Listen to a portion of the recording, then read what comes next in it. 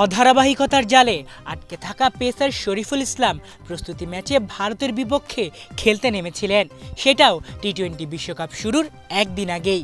সেই ম্যাচ খেলাই যেন কাল হলো এই বাঁহাতি পেসারের।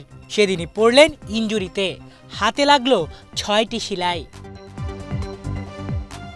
শরীফুল ছাড়াও টাইগার দলের অন্যতম সেরা পেসার তাসকিন আহমেদও হলিউডের দেশে পা রেখেছিলেন ইনজুরি নিয়েই। আর দলের অন্যতম স্পিড স্টার ইবাদত হোসেন তো আগে থেকেই ছিলেন ইনজুরিতে আক্রান্ত। অর্থাৎ অসুস্থতা আর ইনজুরি যেন পুরো দলকেই জাপটে ধরে আছে।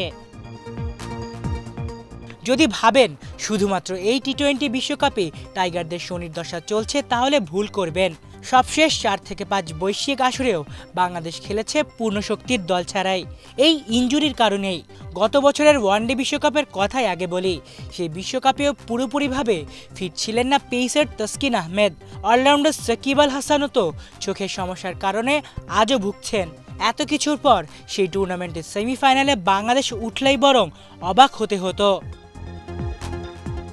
বড় টুর্নামেন্ট আর এরই মধ্যেই স্কোয়াডের মেইন ক্রিকেটারদের না পাওয়া যেন বাংলাদেশ দলের ক্ষেত্রে অলিখিত এক নিয়মে পরিণত হয়েছে।